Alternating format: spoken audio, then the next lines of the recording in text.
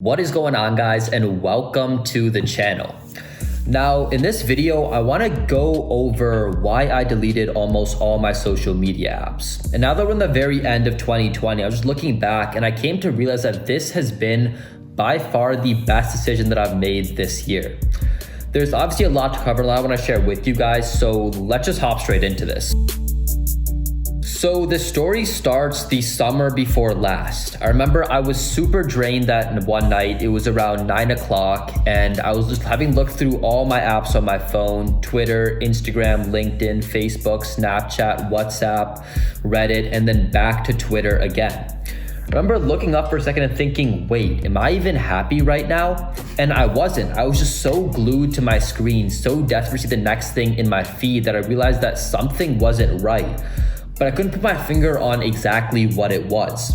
And that feeling really stuck with me. So the next day I decided to randomly look up social media on YouTube. And I came across Matt D'Avella's video on how he quit social media for 30 days.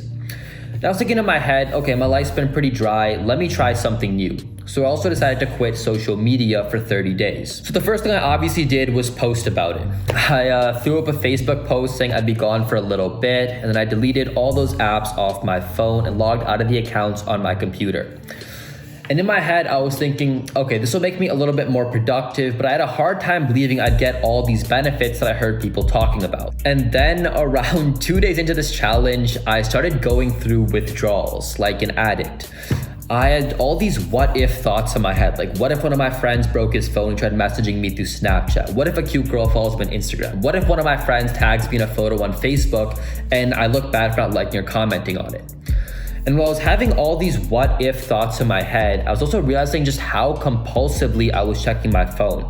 At least 10 times an hour, I just pick it up, look at it, realize I deleted all my apps, and then put it back down again. So for that first week and a half into the challenge, I was pretty agitated, impatient, and just a little bit restless. But then I started feeling these crazy benefits. My eyes felt amazing thanks to my screen time dropping. I was much more productive throughout the day. I was able to fall asleep faster. I felt like I was living more in the moment. I felt like I didn't have so much stress on my shoulders for some reason. And also, as a side note, I actually started this YouTube channel during those 30 days, had a lot more free time on my hands. So had I not done that challenge, I might not have ever gotten started on YouTube. That experience shot me through an entire self-improvement spiral. That's a story for a whole nother day. I left those 30 days realizing what I'm sure all of us have realized by now, that too much social media isn't that good for us. So I kept those apps off my phone with the exception of Snapchat and WhatsApp. I would check in on them on my computer every now and then, but since I was on my computer much less than my phone, I saw it as like a win for productivity. I also decided to permanently delete my Twitter, but that was more because I just wasn't that funny. And over the next few months, I started to become more aware of the negative aspects of social media. And I was pretty amazed by all the research and studies to back this stuff up. I pretty much came to the conclusion there were 5 main reasons why social media was damaging to us as individuals. Number 1 was inadequacy about your life. When you see what other people have achieved, or are doing with their time, you want what they have and wishing your life could be more like theirs instead of being content with what you have. Number 2 is craving the attention loop. When we no longer care about what we are posting, rather we want as many likes, comments, and overall feedback as possible. It's no longer about, let me share this cool thing with the world. It's, I really hope the world likes this thing I'm gonna share with them. Number 3 is addiction and increased usage. Social media is a goldmine for hindering productivity and increasing procrastination. I'm a strong believer that your time is worth more than your money. And having something powerful enough to distract you for hours on end in your pocket does you a huge disservice. Number 4 is anxiety and loneliness. As humans, we need face-to-face contact. Prioritizing social media interactions over in-person contact has been shown to be linked to anxiety, depression, and loneliness. And number 5 is self-image issues. In the age of Photoshop, lighting, angles, and hundreds of takes, it's easy to see people your age much better looking than you with much better bodies being pushed by the algorithm, making it seem this is the new normal that you are not part of, leading to negative thoughts about yourself and causing self-esteem issues. So all of these realizations were slowly coming to me. And other people I'm sure as well are becoming more aware of this issue. I'm sure we've all heard the phrase like social media negatively affects your mental health. And with the whole bug going around, I found myself forced at home and my social media usage had skyrocketed, along with others I'm sure as well, which was further exaggerating these issues. So I decided to take action and I deleted my Facebook, Twitter, and WhatsApp. Facebook I barely use, so not a big issue. And WhatsApp I mainly used for huge family group chats, which are pretty much just filled with propaganda. But Reddit was very hard for me because it was a huge source of my news, but it was also the largest source of hindering my productivity. And I really craved the feedback on that app. And I felt validated to know that other people agreed with my opinions, even though I was just talking in echo chambers. So I knew in the back of my head that was the right decision to make. And just a month after that, I realized I felt much happier. I was waking up happier. I was happier throughout the day. And this is very hard to quantify, but I just felt like the little things in life brought me more joy. So at that point in time, I was only using Instagram, Snapchat, LinkedIn, and YouTube. My overall phone and social media usage had dropped around 30 or 40%, but those apps were doing a very good job of holding my attention.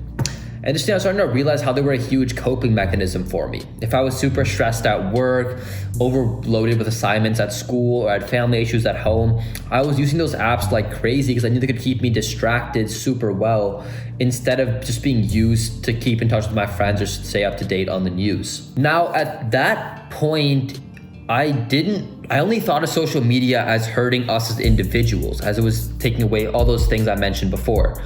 But I then saw a film, listened to a few podcasts, and saw a couple TED Talks that opened my eyes to the damage social media does to society and humanity. The film I saw was The Social Dilemma on Netflix, and it pretty much, among other things, explained how these algorithms work to manipulate our attention and our psychology against us, how fake news travels 6 times faster than real news, and how it leads to increased political polarization, etc., etc. But what was really scary was how the effects of social media can ripple through our societies.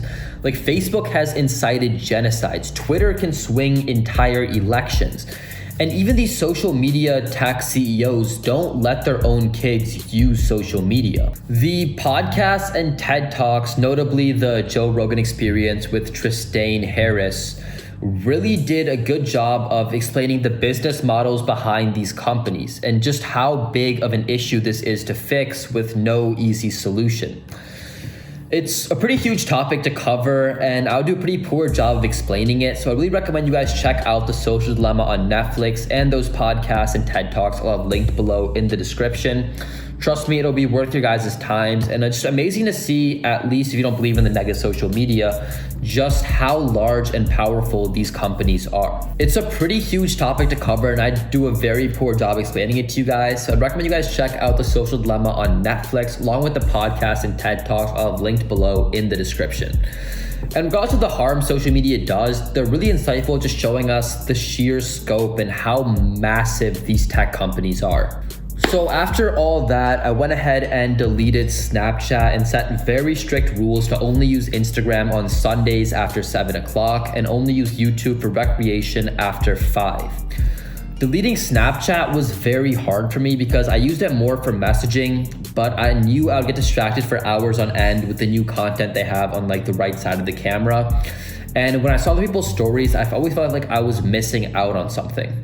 On YouTube, I went to some advanced settings and disabled a couple of things, including 2 of them that saved my search history and my video history, which made it much harder for the algorithm to recommend stuff for me because it has no idea what I like. So now when I open YouTube and I see those browse features that recommend videos on the right side, I don't want to watch them because it's just not that interesting. However, I always saw YouTube as more of a forum. Instagram's really the last social media app I have left, and I'm just not ready to cut that final cord yet. But I do think I found a really good balance between having fun with my friends, relaxing a bit, and not letting these apps take too much away from me. It's been about 3 months since I made that decision, and those have probably been by far the most stressful 3 months of my life, with working a full-time job, taking 3 upper division CS classes, and there was a few side projects I was working on.